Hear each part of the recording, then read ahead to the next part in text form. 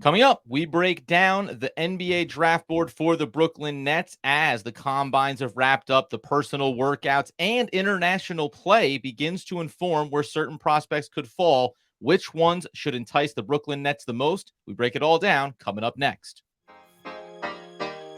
You are Locked On Nets, your daily Brooklyn Nets podcast. Part of the Locked On Podcast Network, your team every day.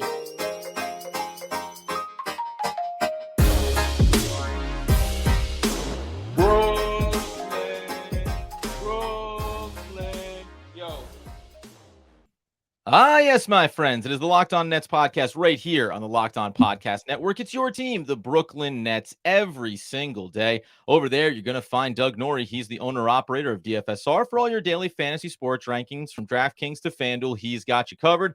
I'm Adam Armbrecht, breaking down the New York Football Giants on the One Giant podcast. We thank you for making us your first listen of the day. We're free on all those great platforms.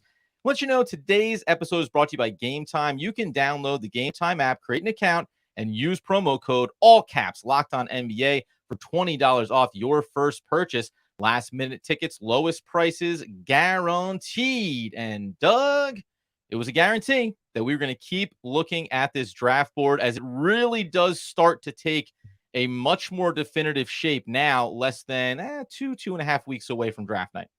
Yeah, look, man, this is a super fluid draft. There's a lot of guys that are being mocked into this range. There's very, very far from industry consensus at this point.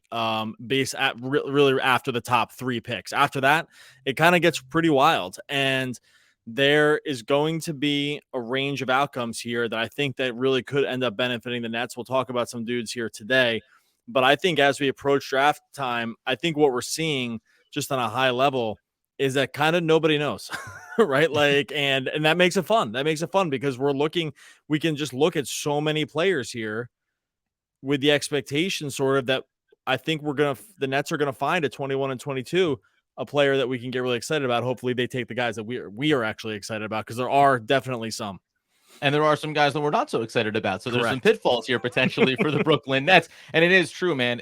Best player available versus drafting for the future, drafting for need, drafting for win now, right? All these things, when you start to get back towards the back end of the lottery and all the way through 21 and 22 and even beyond, really does become an interesting conversation depending on which team you're looking at the draft for. And obviously we're looking at it for the Brooklyn Nets. So when we lined up the 4 prospects that we were going to talk about, I think, maybe as recently as 2 days ago, 3 days ago, you might have talked about these first 2 prospects differently, which is what makes them exciting to go in on tandem. Kicking it off here with Jett Howard out of Michigan, a Wolverine, as a matter of fact, with some NBA pedigree in his family. His father, Juwan Howard, longtime NBA player, 6'8" prospect, 220, 20 years old. Doug, your initial impressions of him as we look at him as a guy that was pressing in the 20s, but now actually could be a prospect that's falling down the board a little bit.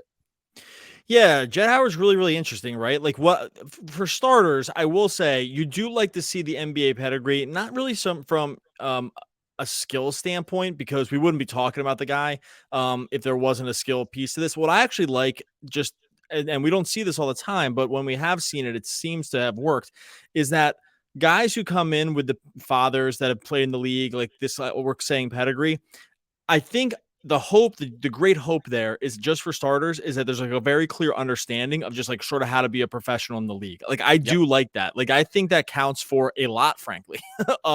Now we'll talk about Howard's specific game, but the Juwan Howard piece and his dad, I mean, it's not just pedigree within the NBA. I mean, for like 20 years, and he was the coach of Michigan, right? Like, this is a basketball absolute lifer.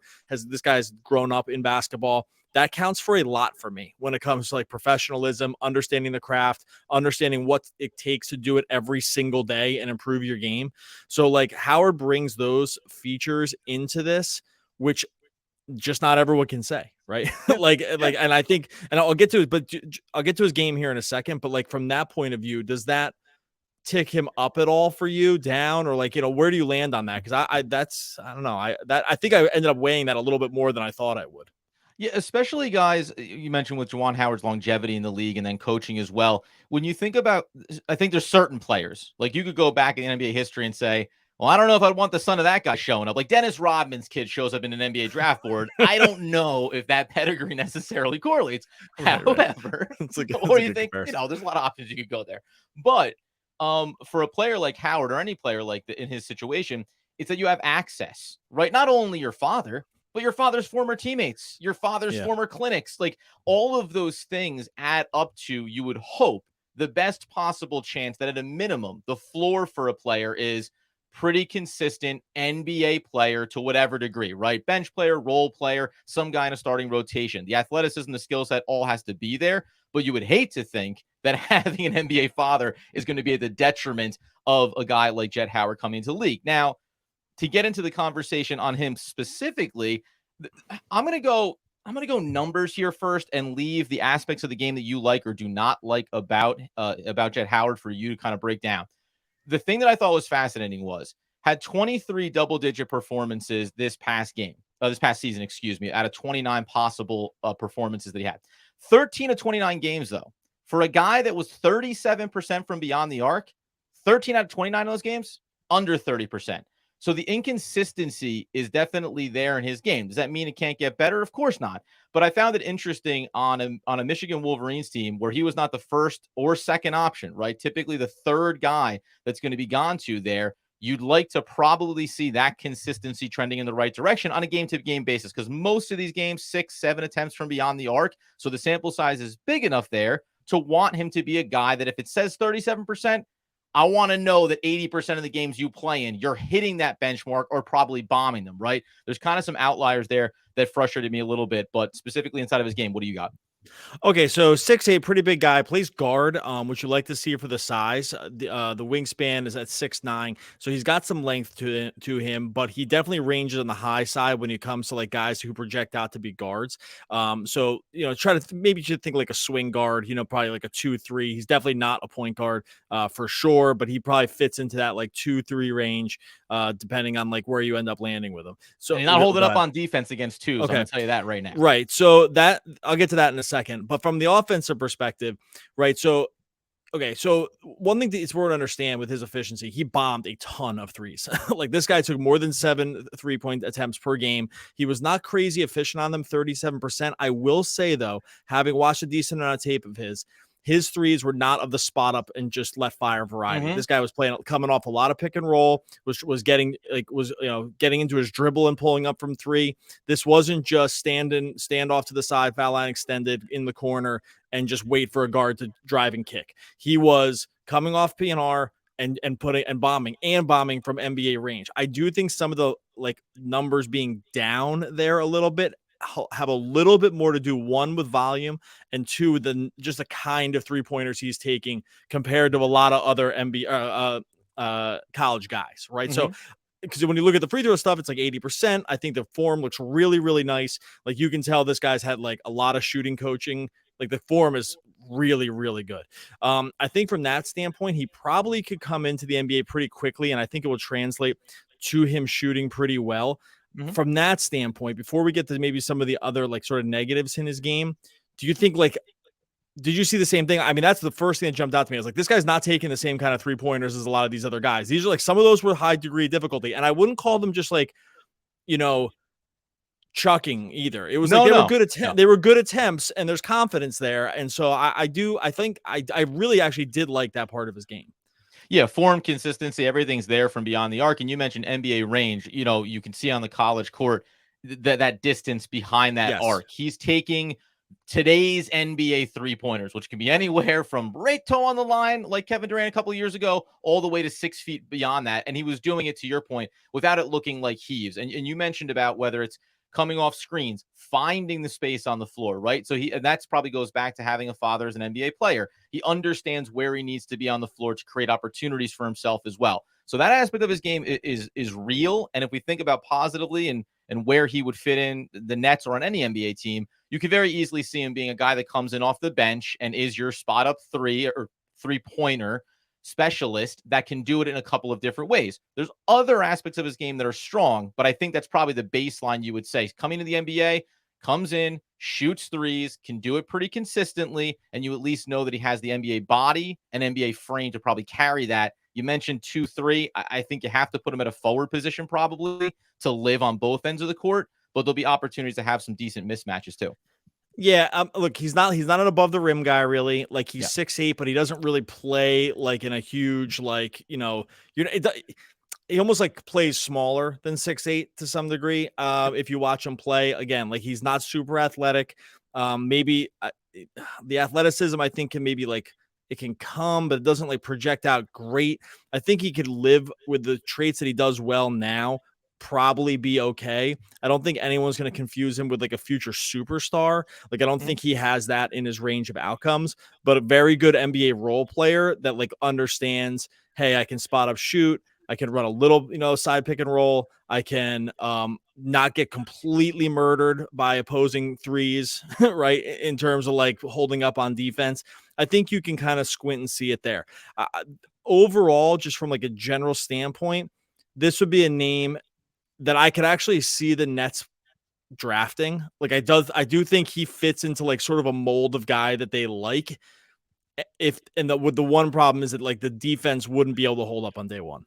Yeah, and I think that's my biggest knock is the defense is going to be suspect for him, and you don't know if it's going to get better really because to your point, he's not a freak athlete, right? Where you can kind of build off of that natural skill set and go from there. So I would have a little bit of concern around it. You mentioned it there. Let's close out on him before we move forward and talk about a guy that's been rising up the first round boards as opposed to maybe falling down a little bit.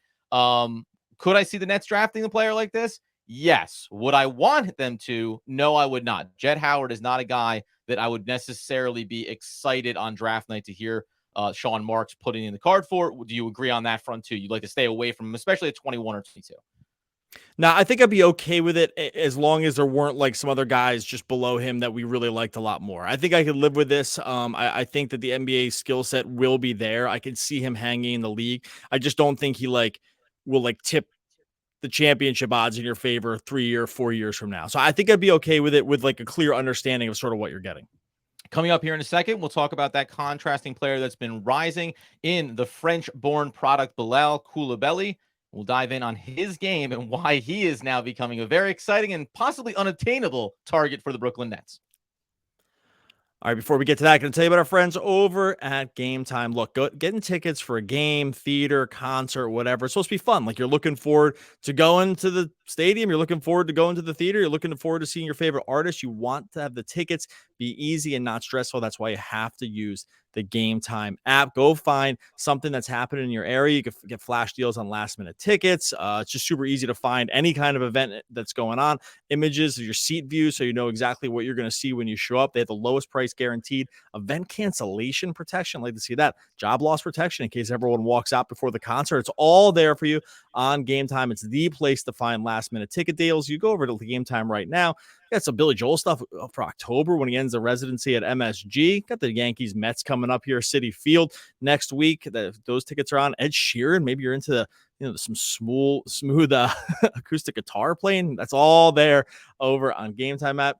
All you gotta do is download the Gametime app, create an account, and use the code LOCKEDONNBA for $20 off your first purchase. Terms apply. Create an account, redeem the code LOCKEDONNBA for $20 off. Download Gametime today. Last minute tickets, lowest prices guaranteed. Okay, so like we said at the top, when we initially started looking at some more of these prospects, Jett Howard was a player that fell right into the range, and you try to figure out if that value is there. Now, once upon a time, Bilal Coulibaly out of France was right there, and this is where you said, it depends. Who are the guys right behind 21 and 22?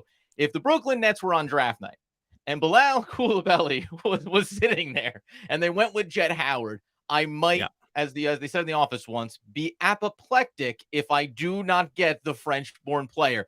Everything about his game, and right now over in France, they have the playoffs that are going on over there, so that's why he's cementing kind of his draft stock that's been rising here. Everything about his game, you go, oh, these are just building blocks that you can see growing as he gets into the NBA.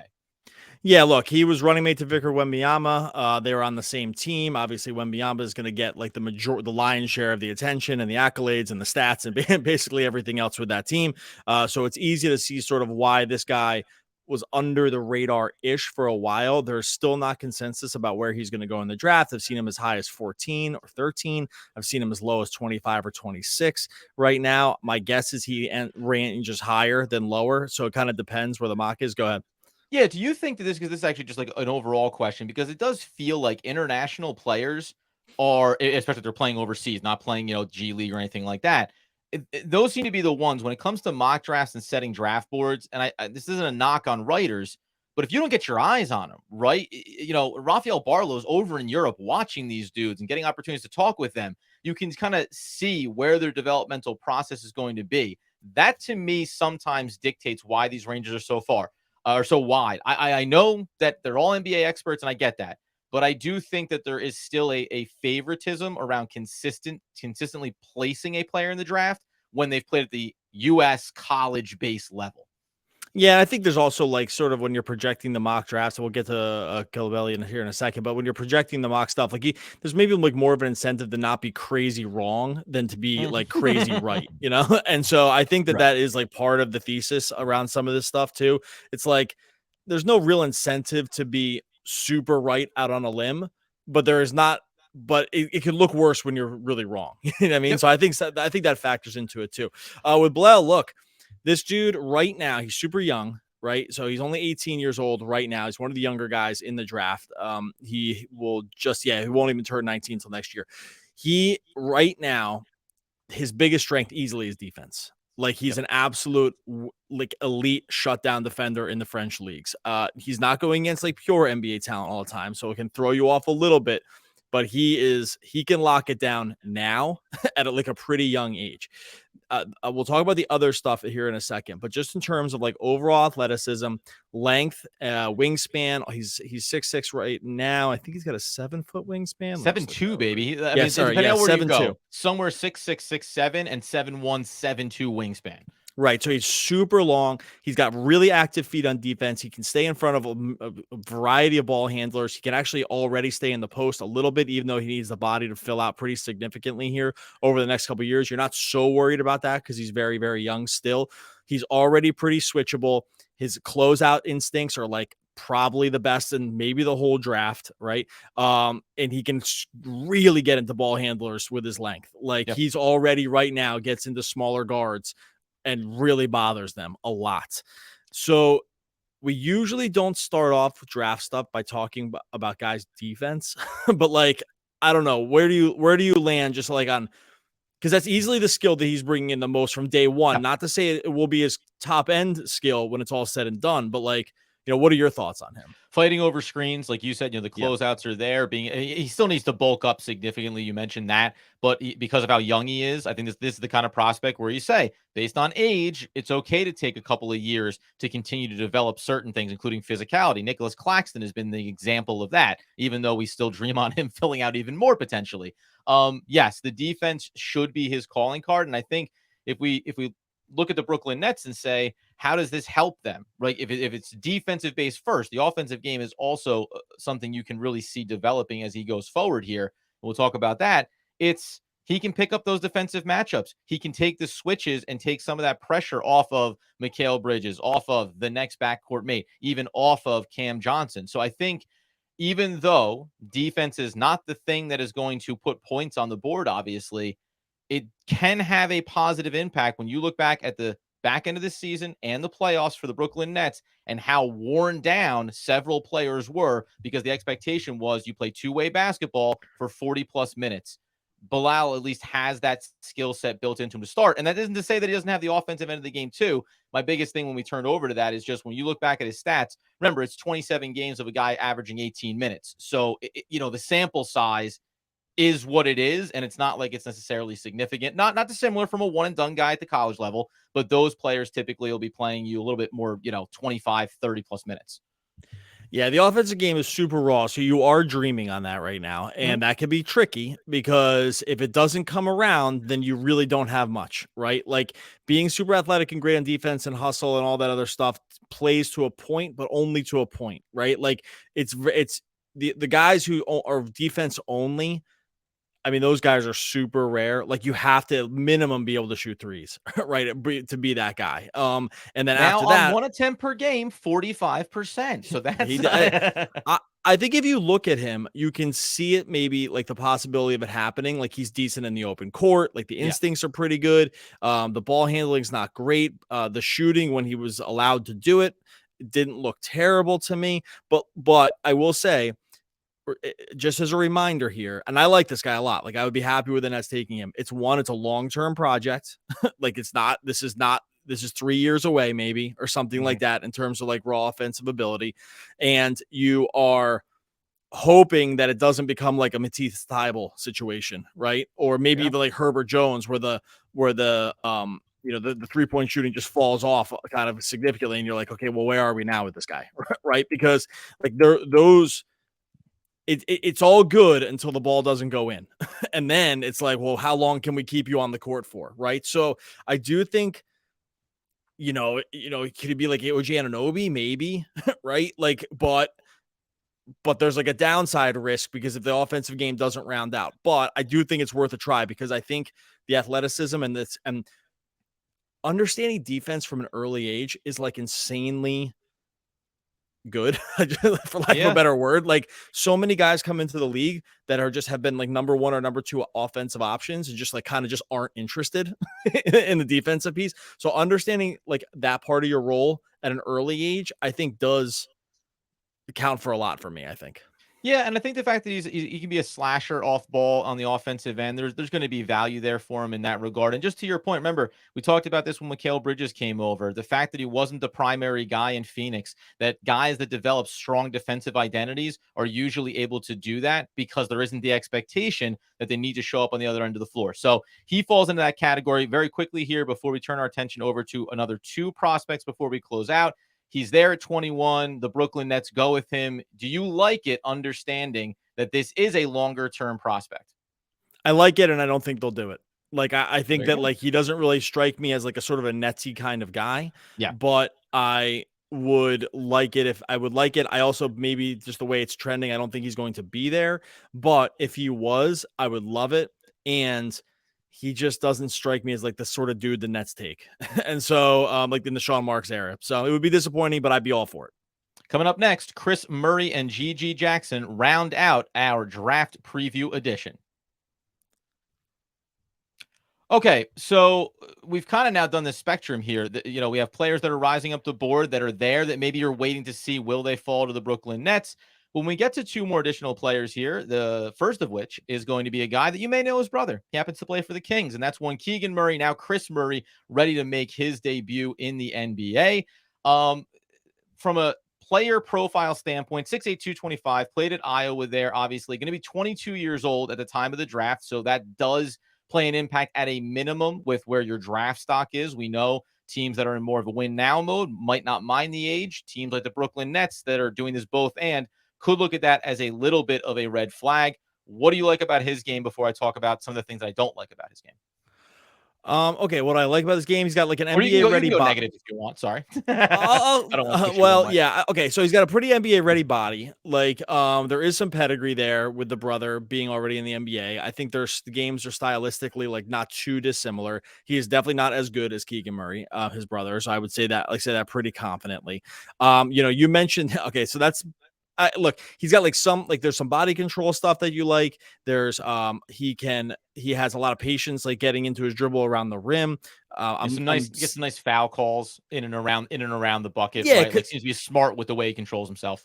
Yeah, I will say, like, my one note on that was like, okay, he could finish decently around the rim. I will say, my thought instantly that when I was watching his film was like, none of this is going to work at the NBA level.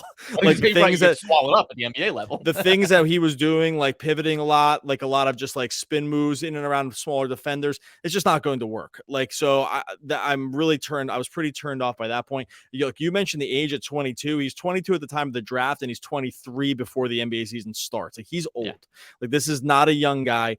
From a mock draft perspective, he falls. This actually guy doesn't have a wide range. Like, he's mocked almost everywhere in the low 20s. So like right into where the Nets draft. I mean, what were your thoughts on him? Like outside, I kind of went through everything I liked, and the list was pretty short.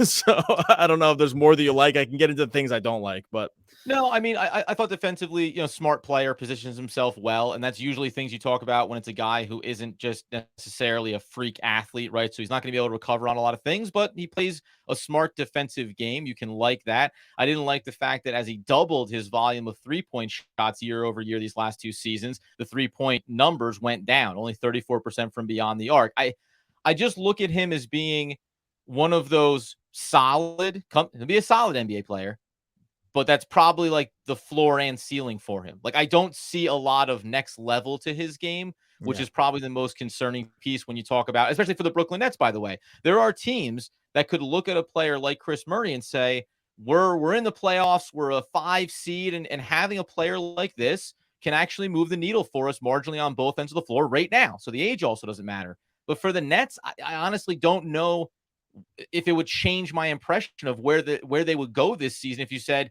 he's a player that's going to be coming in and occupying 15-20 minutes, what does that translate to? So I'm just kind of muddled on him, I think, is where I end up on him, which is a bad sign. Even though it's 21 and 22, I don't think you can be that uncertain, or that indifferent, maybe is the best way to put it, around a player when you have other guys like we're talking about that could take a couple years to develop, but you think the ceiling is exponentially higher than a guy like Kris. I just think he is now is just what he's always going to be. Like, I just don't see like a lot of other like areas of growth in the game. Again, the age is a super big red flag in terms of like, it's just not good enough for how old he is, I think. And I know he scored 20 points a game last year. I On will 15 say, shot attempts though too. Like, but I'm telling you right now, the things that the ways he was scoring, I just don't think will translate. That's my opinion. I could be wrong about this. I just don't think they're going to translate into this NBA stuff. This wasn't like pick and roll offense.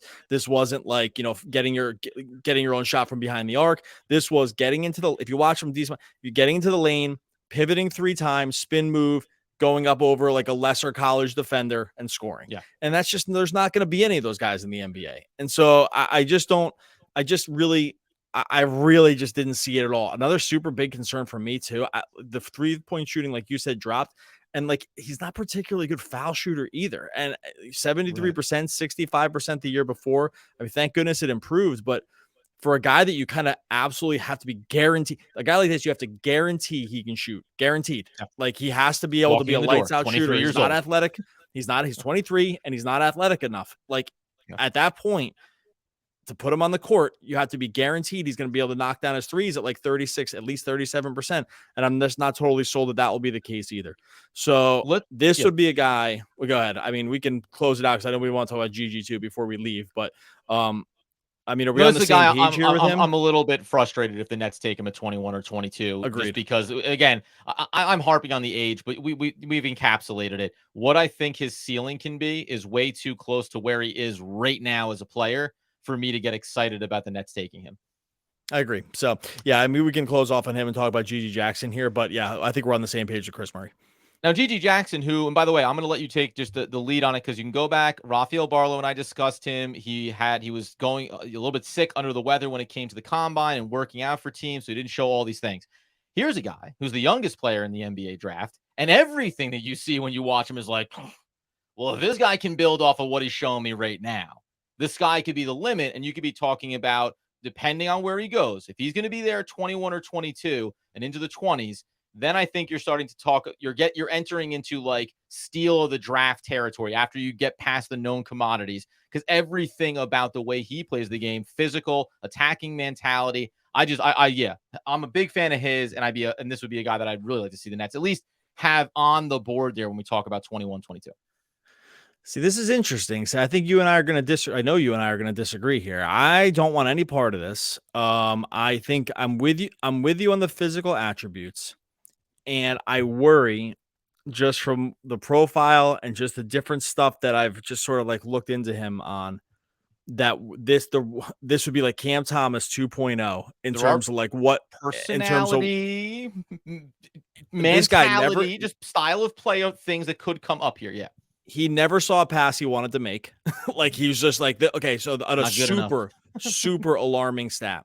He comes in to South Carolina as a freshman. He plays 32 minutes a game. He averages 0.8 assists a game. That's like impossible. That's impossible to do. That number is less than assist a game at 32 minutes on the college level.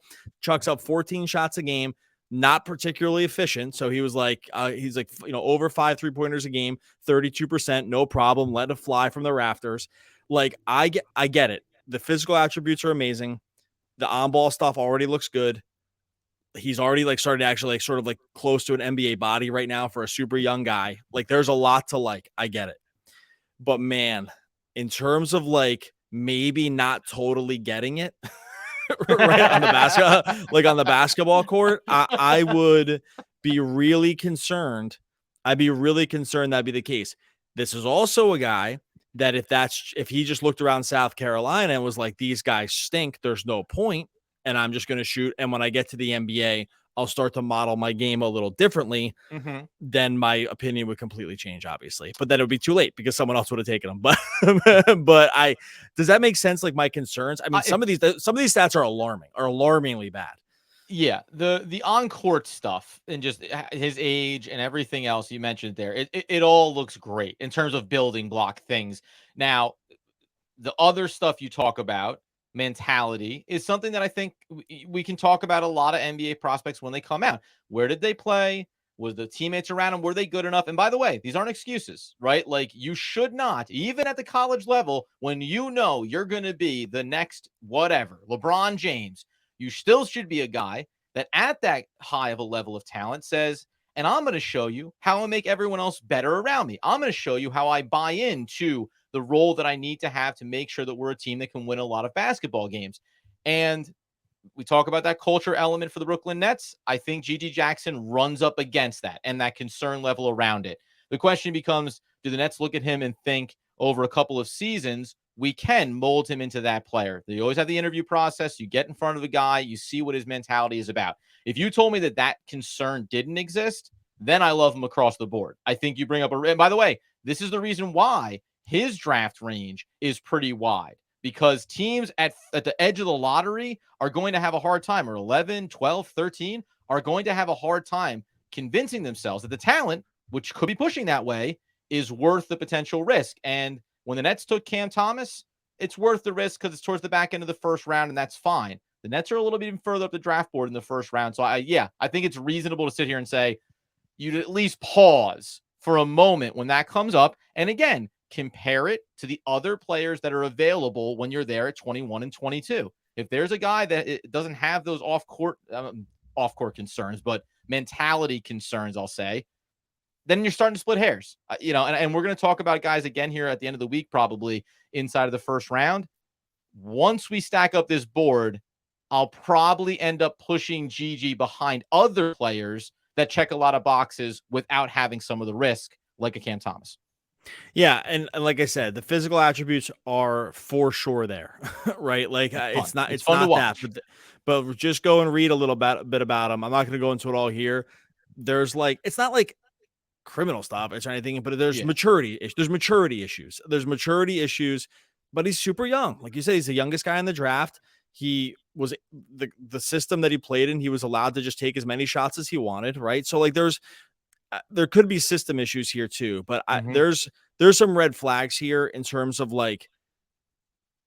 just having the maturity level to come in and be okay with, a smaller role and not shooting and not playing and stuff like that. I don't know. Right. There's concerns there for me too. And like I said, just some of the other stuff, the hustle stats really weren't there. No assists. Those things. I don't know. I think sometimes for a guy and by the way, not to belabor him, but for a guy with his skill sets, the assist numbers especially, there are ample opportunities to set up very easy looks for teammates based on what you can do when you're on the ball, right? So that's why I think you're circling that as being a concern, because it means that will you make the right basketball play consistently enough? I know you said a pass, never saw a pass you liked, but that's what it is. Is that you can have some gravity to your game when you're looking at opposing defenses. Are you going to make the easy play or try to make a more difficult look? Something we're using the comparison that Cam Thomas, when that guy doesn't want to pass, you can get yourself into some pretty ugly looking situations. Yeah. So anyway, I do. We'll close out here. I do think there's a world where this just looks wrong. 2 years from now, there's a maturity thing. He grows up and now he looks like an absolute steal. I think he does have that in his range for sure. Like among the guys that are in this range that we could look 2 years from now and be like, this guy went in the mid-20s. Like, what was everyone thinking? That is a very real possibility. There's also possibilities like this guy go in the mid-20s, be out of the league in a couple of years because he just wasn't able to adjust. Like, I think that's in there too, which I wouldn't say about any other guys that we just did. So, okay, we'll get out of here. This is fun, man. I love getting into this. These guys, this is a cool time of year. I'm so glad the Nets have 2 picks too, because and by the way, stay tuned. Probably to close out the week, we are going to talk about Rupert. We're going to talk about Whitehead. We're going to talk about Prosper, and we're going to talk about Lewis. And when you look at any board you want, between these 2 episodes, you're going to end up seeing guys from mid-teens all the way back to the back end of the first round that we're covering, hopefully, the options the Brooklyn Nets have before we finalize where we think this team's going to go. For sure, man. So we'll get more into the draft this week, kind of round up on all the other net stuff that's going on as well. Make sure you subscribe over on YouTube so you can grab all this content and more. We're pushing towards 6,000 subscribers. Love to get there before the season starts. I mean, that's a pretty easy lift. We want to set these expectations in a very manageable and easy to attain range. So do it by draft night. By draft night, that would be shooting. That's shooting our shot a little bit. But anyway, make sure you subscribe over to Locked On Nets on YouTube. The future belongs to those who believe in the beauty of their dreams. Why, that's Ellie Roosevelt. Oh, one of the all-time great poets. We'll be back again tomorrow talking more Brooklyn Nets basketball.